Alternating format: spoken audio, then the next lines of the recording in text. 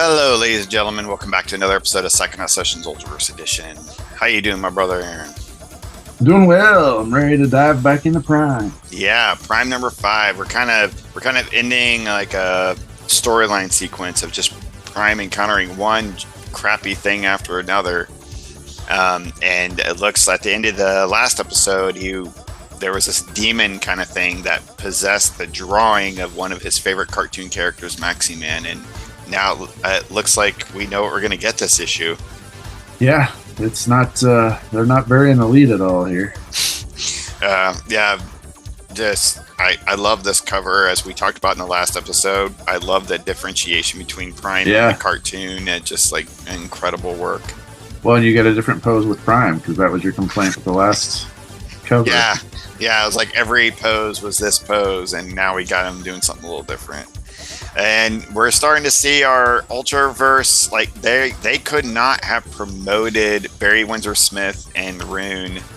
Like, it's even at the top of the Prime book. Like, right. It's like, come on, guys. Like, I mean, Rune was fine, but Jesus, you would think that they were like, we found the next Superman. Yeah. And it's Rune, and it's like, it's not a bald vampire dude. That's not like the next big thing. Yeah, they hyped the hell out of Rune. Oh gosh. Anyway, let's dive in. We still got our border, which makes me happy. I'm loving it. I love this. I'm loving these covers. All right. Okay. So Prime was not Prime. He was still little. Kevin, I called him. You want him to be Billy so badly. I want him to be Billy Bats because he's like based upon Billy Bats. Oh, okay. Yeah. I didn't realize that's why you were doing it. Shazam. Yeah, it's hard. But he is a different person because this is actually a real kid. He's not just like, I'm a Boy Scout. Like, he has his own selfish desires, as we've discussed. Right. And poor old Kevin is about ready to get pummeled by his hero. This would be like Superman for us. That's what Maxi-Man is to him. Yeah, that'd be rough. Attacking us and trying to kill us. And he's referring to Boneyard, which is Mantra's villain. I am totally surprised that Kevin like completely missed getting hit by this. I know she pulled him away, but my God, like, come on. So he's freaking out. And they're running away, but he's just like, oh, it's my cartoon, it's my idol, and this guy will just not let them go, knocking stuff around. She hurts her foot, and he's just freaking out because he's like, okay, I guess I should turn into Prime, but also, like, I can't do that in front of Kelly. Oh my God, I can't, like, whoa, blah, blah, blah, blah. Right. All the teen angst. Yeah. And plus, it's hard. It's hard when he turns into Prime. It's not like, well, yeah, we're just realizing that. Yeah, we're just realizing that it's not as easy as like flipping a switch. Yeah, it's difficult and it's freaking painful. It hurts like hell. And so this was kind of creepy. Like you start seeing the demon part of this like possessed cartoon, and it's like licking this poor little girl. Poor girl and man, like it is messed up. Yeah, it's kind of brutal. It's kind of like, yo, Gerard Jones and Len Strazewski, like, you need to start giving her a break because this is a lot. But he turns into Prime. Prime comes in, and this is our page of Prime saving her, and she's like, oh, and yep. That's all right. It's an all right. Yeah. Double page. Yeah, it was okay. So they begin their fight, and a lot of this fight, as we've seen in the previous issues. Sorry, I didn't pay attention to the issue getting out of frame. Is the last few videos, he's really been struggling with like either being a hero or being a monster, because he kind of found out that he's kind of the result of an experiment. He's kind of like Frankenstein's monster, and he's also been making decisions where he's inadvertently hurt people or just through his rage, and so he himself is struggling as like just like, you know, and now he's fighting his hero now, who is a monster now, you know, who's a bad guy. So that's like what all of this dialogue is. really, that's going on within their fight. And in the meantime, we're just seeing really cool, fun action sequences. I mean, this action sequence was kind of akin to you and I brought up earlier off camera, Thor 385, yeah. 385, you know. And partially because it's in a park. Yeah. Like that little sequence. Yeah. So it did kind of remind me of that. The greatest action sequence in comics of all time, mind you. I'm hard-pressed to think of one to top it. Yep. And so this was a little bit hard to get through, considering we're in the middle of an action sequence. But this is the father coming home, and the general is here that he used to work with, and apparently the general helped start the program that Prime was a part of, and I guess hired that doctor and everything and what have you. And it's basically the father kind of toiling with the mistake that he made, but still he called the general in the earlier issue. I think we kind of missed that, or we glossed over it, to just ask for his help. Like, something's happening to Kevin, I need your help, sort of thing. So we get a few pages of exposition. Yeah. And then we're back to this fight. And so again, it's all kind of the same thing, you know. Kevin struggling with either being a hero or a monster, and great action sequences. But ultimately, the general and the father show up because the general is going to kind of leverage this situation and trying to capture Prime. And blah, blah, blah. Just more fighting between the two of them. Kelly's watching in the background. At one point, he does say, "No one threatens my girlfriend," and she's like, "Whoa, whoa, what? His girlfriend?" Right. Well, and she's just so chill, just sitting there, cross-legged. Yeah. Like, oh, hey. my ankle. Oh, that's true. I guess she did have her ankle, but again, really cool choices, but also so. This kind of confused me because these bleed into so well to each other, but these are actually two separate pages. Right. So at first I thought, like, wait a minute, am I supposed to read all across because of the way that he connected these lines here? But no, that's just the result of, like, it's just aesthetically the way it all looks. I fucking love this face. Yeah. Like, that's an intense, I gotta poop face. Yeah, that's the way I look every morning after my second cup of coffee. Like, 100% awesome. I mean, he had to have had a reference for that. That is just so well done. Yeah. And the design quality. God, I just love Norm. And again, along with Tim Eldred's letters, just bam, bam, bam, bam. And now he's like getting the upper hand on this demon dude. This part was weird because I was like, is his arm going through him? Like, that's a little weird. But he rips his arm off. That's a fun, cartoony aspect there. And the body starts kind of decaying and the demon takes off. So it starts kind of decaying in the same way, really. Right. It says here, I will find a new form, a more terrible form, and I will make this foray look like a cartoon. Asterisk. Watch for mantra number 5. And I think that leads directly into, there's the cover. I don't have it on me, but right now, but the cover to mantra number 5 is like a cartoony kind of thing. So I think it's a similar kind of thing. I think she fights in a cartoon world. Because this demon thinks, oh, cartoons are the way to go, I guess. Yes, so. So Kelly comes up. So this actually, when I was reading this, really confused me. I was like, what the hell is that? What is the... And I realized as the second or third time going through, oh, there was some kind of like rocket thing in the background in the park.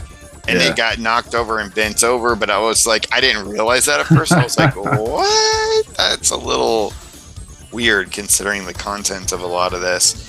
But the doctors are coming out and he starts melting in front of her. That's a pretty cool scene. Yeah, that is. The horror on her face is pretty dope. It's very Mark Bagley. Oh, it is. Yeah. Love it. So the military doctors come and swoop him away, and the dad is freaking out, and the general's like, you know what? You're a civilian now. You're retired, so screw off. and kind of leaves him be. Well, and I think part of the reason that I kept having so many. Oh yeah, you're looking forward to that. So many flashbacks to Firestarter. Not only because it shares some elements of story, but the way that he has drawn the soldier, the general, or whatever he's supposed to be, is very George C. Scott. It looks a lot like George C. Scott, who was Redbird in the movie adaptation, the Drew Barrymore movie adaptation. So I think that's part of like just all these little reasons to keep pulling me back to Firestarter. I'm with you. We don't need room number 0. Thank you. All right, so he takes off and he's just kind of left here, and Kelly comes up and like, wait a minute, did you call him your son? What's yours for dad? You look familiar. Yeah, and he's like, nope, forget all about this. I'm leaving. Bye. Yeah, so he's not the best at the secret agent stuff, like keeping secrets. So this is interesting. The Prime body's melting, and in this truck, they're trying to like revive him and keep the body going. And they actually, thankfully, this actually even helped me because I was starting to feel really bad for this boy who just keeps suffocating.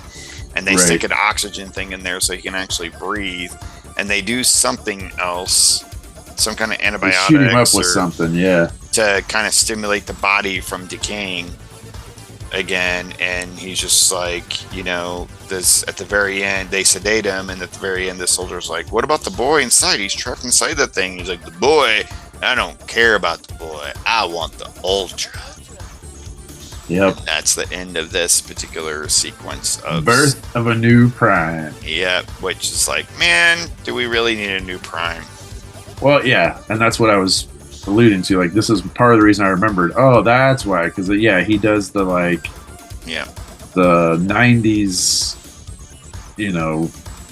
badass version of Prime when he's got the scruff and the longer hair. And then, at one point, it shifted so many times that there was not enough in these first few, 5 issues that made me write it out. But after this, though, I think it's actually the Prime book intersperses with the Breakthrough storyline, which is like the Ultraverse origin. So a lot of the books around this time, which is, again, if we would have gone by print run, it probably would all tied together better. And so that all kind of would have made sense then. And then after that, he becomes Rock and Roll Prime or whatever the fuck he is. Yeah. I didn't see anything in the letters pages of note other than, my God, there was one person was like, what's Kevin's curfew? And blah, blah, asking a bunch of stuff. And it was like, really? What's his curfew? Did his parents approve of his crime fighting? Blah, blah, blah. Come on. Parents don't even know. One of them does, but who cares?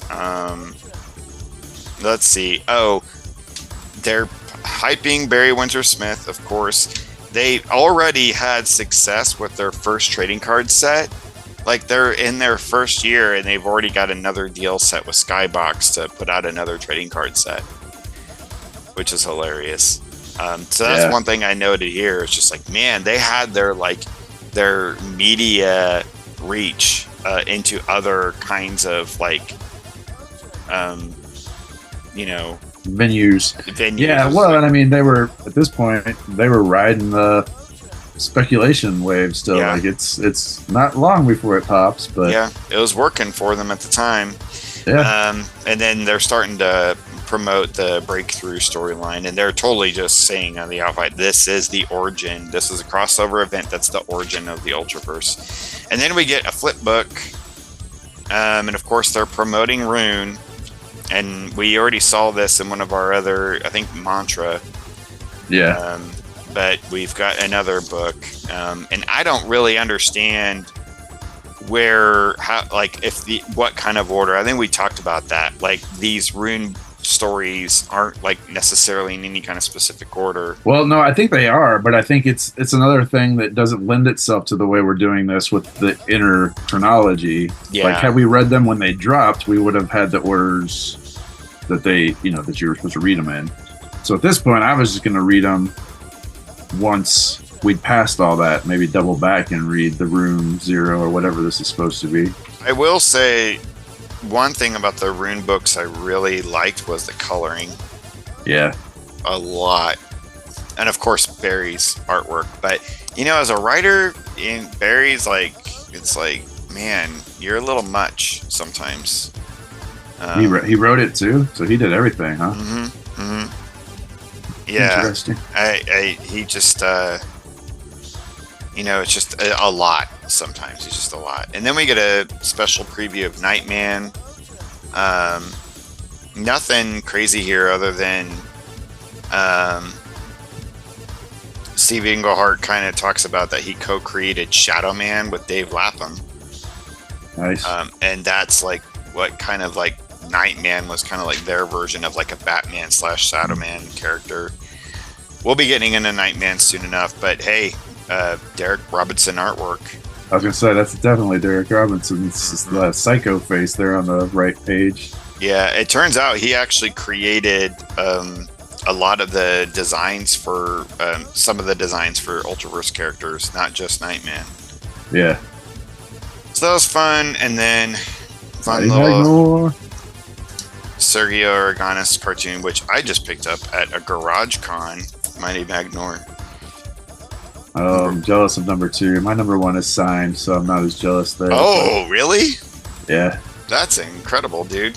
Yeah, it was a happy find, but I don't have number 2. Literally one of the greatest cartoonists that's ever lived. Yep. Absolutely zero disagreement for me. 100%. I might cover those on my channel and maybe even with you if you want to. But yeah, people that's don't get pretty sick much of both of us. Never. Our fan base is growing, man.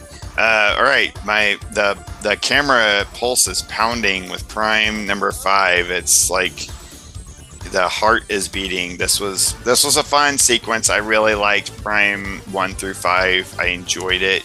I definitely want to revisit. So far, again, to everyone, we've been following Marvel.fandom's order of chronology, like based upon sequence of events, not necessarily publishing order, on this Ultraverse series so far.